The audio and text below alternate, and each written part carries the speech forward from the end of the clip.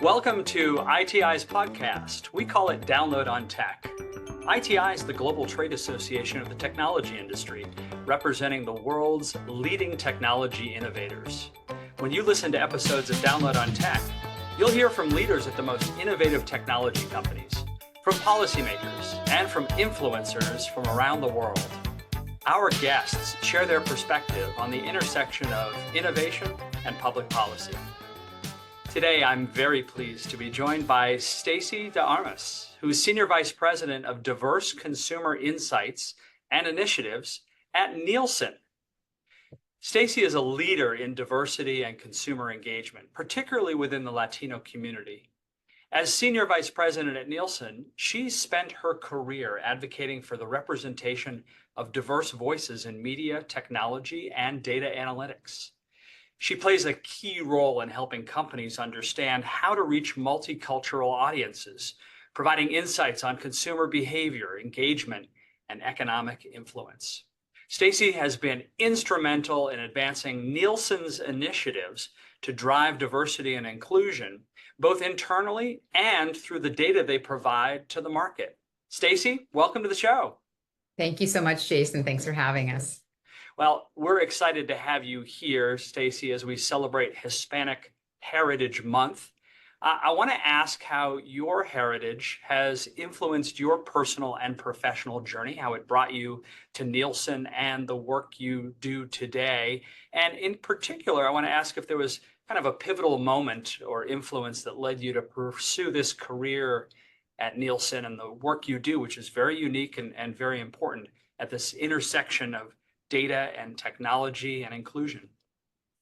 Sure. Thanks for that. That's a great question. Mostly because it gets me thinking too about sort of my journey, how I ended up where I'm at. I am Cubana. My family is Cuban, and I'm first generation here. And I think growing up, in particular in Los Angeles, as a Cuban family, you feel a special type of displacement and maybe emptiness because culture in Los Angeles is very Hispanic, it's very Latino, but it's very Mexican. And so while people always say, gosh, you're in the largest Hispanic market, one of the largest in the country, the largest arguably, and how did you ever feel sort of like you didn't belong or that you didn't connect culturally? And I think that's because the majority of the population here is Mexican. So you feel a little bit separate. So that really led me on this journey to stay and, not only very close to culture, but to continue on that journey, right? To better understand my dad's heritage, my family. How I landed in doing something like this, interestingly, it was quite by accident. DEI or working in inclusive insights wasn't really much of a thing when I was coming up, but I had this opportunity when I was working at an ad agency early in my career to focus on Spanish-speaking audiences. And as a result, I was a newer junior media buyer. And this was, one of the assignments I think that went to junior people on purpose, dare I say, at the time. And I spoke Spanish, and I worked in markets where Spanish was spoken at the time by radio stations and TV stations. Now it's a very different case, but certainly back in the 90s, it was a bit different. And you kind of needed to have a good command of Spanish to do business with certainly the smaller stations in the markets that I was working in. By luck, by grace of God, and by other doors opening, I really found my way in supporting diverse radio stations, diverse-owned radio stations and TV stations, and agencies and advertisers who are really focused on targeting Hispanics or Spanish-speaking Hispanics at the time. And so as a result, I got good at it. I got good at working with them, and we built rapport. And I asked for the assignment to manage all of the Spanish-speaking clients we had, or Spanish language broadcasters that we had when I was at the agency. And I just enjoyed it. I loved practicing speaking Spanish. I thought it was so much fun. Of course, we spoke at home, but not much. And it was just a really great way. I felt so connected and engaged. And Jason, that's the beginning and the end. I grew my career. This wonderful community embraced me and let me work with them to advance their cause and their mission. The agencies and brands that wanted to target Latinos also, wrapped their arms around me and the knowledge I could bring them. And the rest is history, as they say. Very interesting. And I want to quickly get into the work that you're doing at Nielsen, Sure. including a new report that just came out that's going to be very interesting for us. But I mentioned that we're celebrating Hispanic Heritage Month. And I, in introducing you, mentioned that you do a lot of work in the Hispanic community, but I also introduced you as a Latino as well, working in Latino communities. And I didn't want to pass up the opportunity to make this a teachable moment for me and all of our viewers about the difference between the terms Hispanic and Latino. I think we tend to use them interchangeably. In the US, they do refer to different things, but what's the 101 version of how we Sure. should be thinking about those two terms and when we should be using them? The 101 version, the quick version, is Hispanic is technically used to represent people that have come from Spanish-speaking countries, where the term Latino is technically used to refer to people that come from Latin American countries, but they are different. So, for example, you can be from Brazil and be Latino, Latin America, but not Hispanic because it's not a Spanish-speaking country. Those are the technicalities around it. But as you said, in the US, they are used interchangeably. Someone from Spain, for example, is Hispanic, but then not Latino, etc. Makes sense. Thanks for helping clear that up. So let's Sure. talk about the 2024 playbook on Hispanic audiences' engagement with sports and media. Very interesting report, which I think really captures what you're doing at Nielsen. Nielsen, of course, is well known as a measurement company. That's where we all first became familiar with the company, those diaries that would show up in our houses in the mail with a dollar bill in them so you could be compensated for recording the TV shows you watch. But of course, Nielsen is much more than that. It's a data analytics company. And what you're doing at Nielsen is really unique in your provisioning of information to advertisers and media companies and the like about different markets. So this report, I think, is really interesting. It's on engagement with sports and media by Hispanic audiences. What are some of the impactful findings from this report? Well, there are three major highlights. And as you said, we measure a lot. But what people often don't know or perhaps want more information on is how we can extract unique insights around different audiences, right? People are very familiar with how many people watch the Super Bowl or how many people watch the debate or how many people watch the Grammys, but not always how unique and specific we can get at measuring really diverse or inclusive audiences. So this report, that's the idea, is each Hispanic Heritage Month, we put together a narrative that highlights something perhaps that doesn't always make its way in the mainstream. And this is about Latinos and really the way they are reshaping US sports culture. So some of the examples, I think the highlights in the report are Copa America. So this July, there was a lot of narrative around both the UEFA Euro Championship and Copa America, these two, the way we call it, like football, but a big soccer, tournaments. And what is interesting is if you look at something like Copa America, which is the Latin American, major soccer tournament, like the finals. It's something that didn't have a lot of traction in the US if you go back a few years. So in the report, we start with 2016. And remarkably, in 2024, this July, it was the highest viewership ever with 12 million viewers. And more than half of that audience was Hispanic, as you can imagine, 53%. But that means 47% of the audience was non-Hispanic, which is really remarkable. If you look back just a few years, that number was about 27%. So it has the passion that US Hispanics have for soccer is bleeding over into the mainstream and reshaping US sports culture. So that's one of the main things we highlight here, evidencing a whole bunch of games that have now white non-Hispanic viewership that typically didn't. We also cover the Messi effect, which is Messi's impact on MLS, on Major League Soccer. And I can even just leave that there and people will know whether you are a soccer or football fan or not, you're aware most likely of Lionel Messi and you're aware of his impact on the sport. And then we also talk about these digital first trends among Latinos. So we cover the fact that Latinos are streaming content, spending more time with streaming than with any other type of television, so broadcast or cable, and they're doing it more than any other group. So no one is spending more time with streaming, no one, full stop, than Latinos. So it's really interesting for us to break that down and then understand what it is Latinos are doing with streaming or in the digital relationships they have with media.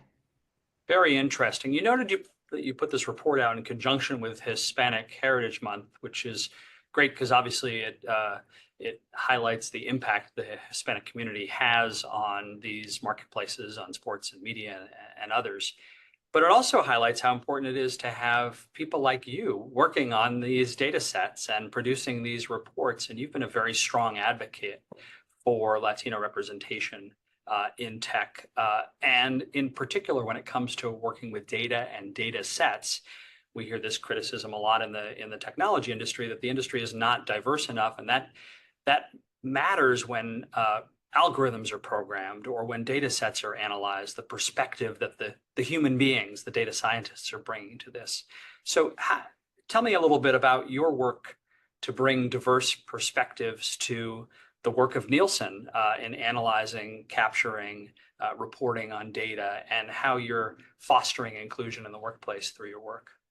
Well, thank you for that question. And it's interesting. I don't think I originally had thought of myself as a Latina in tech or in data, but that's exactly, of course, what I am. And it's a real privilege because there are not many of us.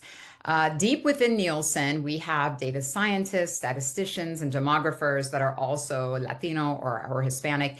And the benefit that brings to the data and insights we can pull are remarkable. I work with one guy in data science, and I'll just, his name is Pedro, and he's remarkable. And for me, I can reach out to him as an example when I'm trying to understand what happened what happened with something, or why we see a signal flare. For example, the US Open women's final in 2021, we saw this flare for Latino viewership, and we were like, what is everyone watching? And in dialoguing with this, this guy, we were able to pull some additional data and understand that there was a Canadian Latina, Leila Fernandez, who was in the finals then, and how much the US Latino audience were drawn to watching this, this final, even though this was a Canadian Latina. The point being, having folks within the organization that are also Latino, that are in tech, that are in data science, that are demographers and statisticians, allow us to look at data differently and think about the insights that might matter, and also dig a bit deeper. Something as simple as the way we, big data that we receive now from a bunch of, different providers of CTV providers and others, and thinking about, well, then, what is the likelihood that Latinos or any given group are actually using one of those devices? And thankfully, we have the panel to help to supplement and to model the data that we get. But these are things that come from the really wise minds that we have that are thinking about how we bring forward representation in our data. So I would argue that that's one of the most important things that we do. Within Nielsen, we also have BRGs, and we have other groups that try and bring together folks from similar backgrounds, or folks that are interested in other backgrounds, so that we can advance and advocate for better work at Nielsen and better understanding of our data. I'll mention, Jason, too, we recently just had a hackathon at Nielsen, and boy, when you bring together diverse minds, not just Latinos, but African American, Native American folks, even though the projects we're working on are around data, the diverse perspectives when you bring to a project around data are so much more vibrant when you have a variety of folks offering input. And I can imagine as we move into emerging technologies like AI and machine learning, data analytics, and the like, it's really important to consider the impact on Hispanic communities. You've talked about it in terms of the consumer engagement, but also you're talking about job opportunities. So how do you see these new technologies impacting Hispanic communities? Well, I think there's a, we recently did a study where we asked folks, Latinos specifically, and a lot of diverse folks around their opinions around the opportunities that AI presents both professionally and personally. And it was really interesting because when you take the Latino community as an example, which tends to be a much younger community in the US, the median age is 31, but the most common age is actually 19. That's where you have the biggest cohort, really between like 16 and 23. You have this just enormous, cohort of the majority of the Latino population, this big chunk. And what we found was that there were really different opinions, not only around AI and the opportunities that it presents, but there were different opinions about its utility professionally in different demographic groups. So you have this really young group where there was this overwhelming interest and acceptance and wanting to, utilize.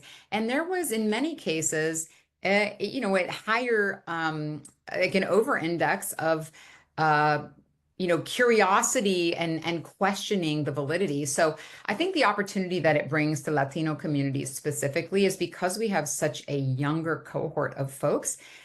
Latinos are going to lean in pretty hard and not just want to learn and want to be in the space, but also want to lead in that space. And it makes perfect sense when you look at the demographics of Latinos that this is really a priority. Yeah, so back to the study that we were talking about earlier, you found a lot about the influence, particularly of younger Latinos, in shaping media engagement and trends in U.S. sports, as an example. So influence on the tech industry, industry on sports, influence on media. So how does technology interface with kind of facilitating this engagement of new communities in the sports world? And how do you recommend to your Nielsen customers how they can best engage in this new Latino fan experience? Well, specifically around sports, one of the things that we saw, and with younger Latinos, when it comes to digital engagement and just engagement with, technology around sports, is that there was a really heavy and really heavy involvement with what we call sports adjacent content, which is all through, through devices, through digital devices, whether it's social or podcast or YouTube. There is this higher level of engagement, more than 30% higher than we see with other communities. So tech really plays a role with Latinos when it comes to accessing sports content and information. It's not just sitting and consuming the game, but if you think about, younger adults in general and how lifestyles have moved very much toward more bite-sized content, it makes perfect sense that highlights, sports adjacent content and coverage is how Latinos are engaging more with sports. And that lends itself to social platforms and other platforms that allow for sort of on-the-go consumption. Interesting. I want to stay on this this concept of the new Latino consumer for a second, and I want to get back to the role of Latinos in the tech industry. So we know that the economic influence of Latino consumers is expanding significantly across the U.S. This is the fastest growing population in the U.S.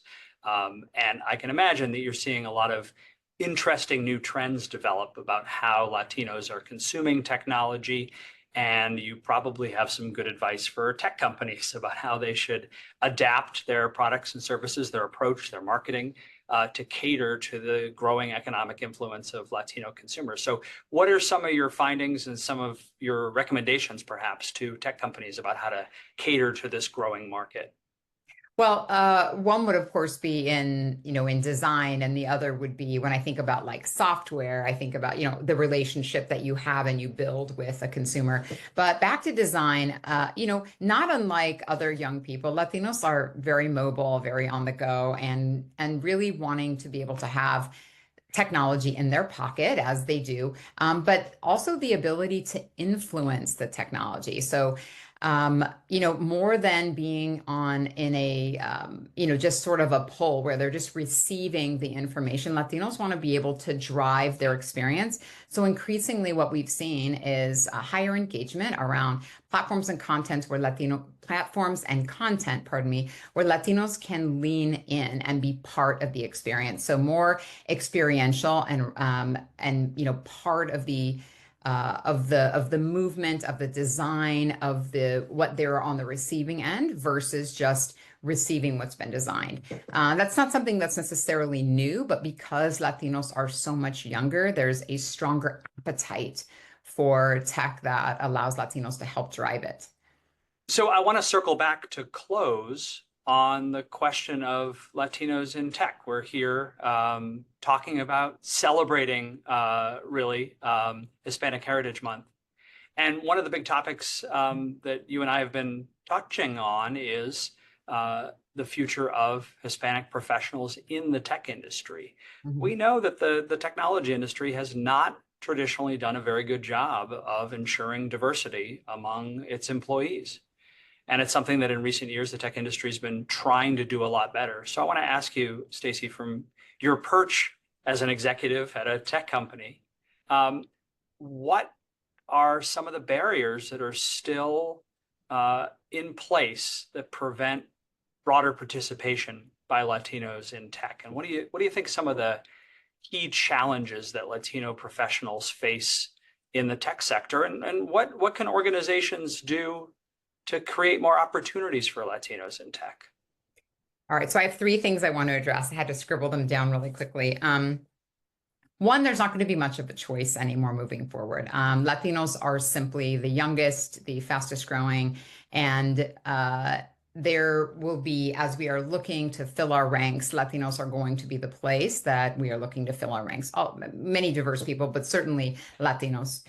The other thing I'll share is we recently looked at some trends from Bureau of Labor Statistics and Census.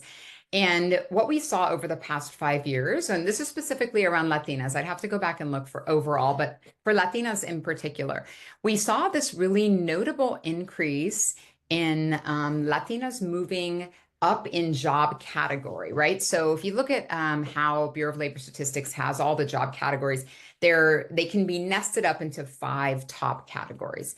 And they're sort of in order, more or less, when you think about income. So there's, professional services and all the way down to, manufacturing, whatever.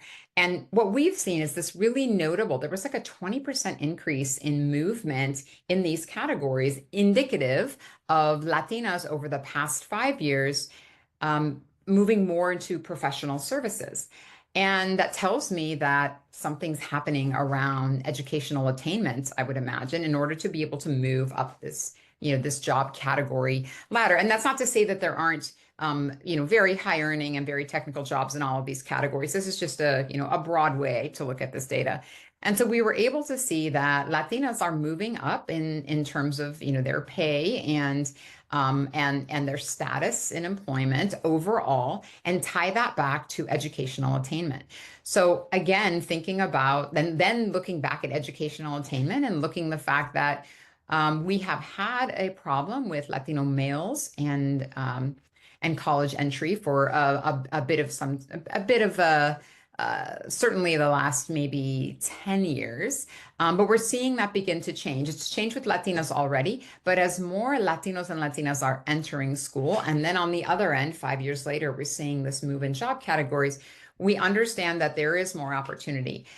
Specifically speaking to engineering roles in tech, there has been a remarkable increase in interest from the Latino community, but really from all communities.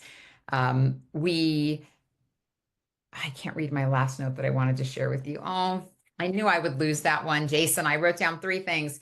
But suffice to say, graduation rates are increasing. There is an increase in this movement we see in job category, moving up to professional services. Obviously, technology is part of that.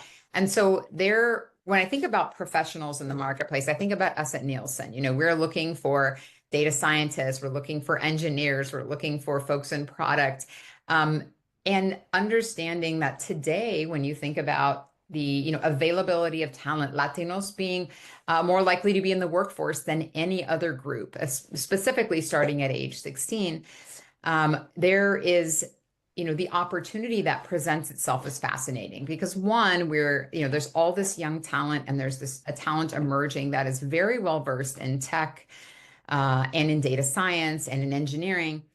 but also they're going to be bringing their diverse perspectives and experiences that is only going to make the work that we all do better. Reflecting back to the beginning of our podcast when we talked about the fact that diverse talent yields, impressive outcomes and results that you can't always get without it.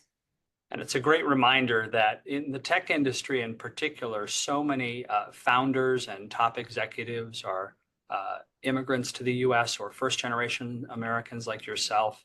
And that heritage is what makes the tech industry special. And hearing you talk about the work that still needs to be done, but the fact that it's getting done at companies like Nielsen, it's heartening. And we're pleased to have the opportunity to support the work and spread the word about the important initiatives that still need to be undertaken. Stacie, you have shared such valuable insights with us today on these really important topics. Thanks for helping celebrate Hispanic Heritage Month with us, and thanks for a really engaging and terrific conversation. My pleasure. Thanks for having me. It was great to have you. Our guest today has been Stacie de Armas, who is Senior Vice President of Diverse Consumer Insights and Initiatives at Nielsen. And thank you to our viewers and listeners for joining us today on ITI's Download on Tech podcast. You can find future episodes of Download on Tech on our website, itic.org, or wherever you listen to your favorite podcasts. I'm Jason Oxman, ITI's President and CEO, and I can't wait to connect with you next time.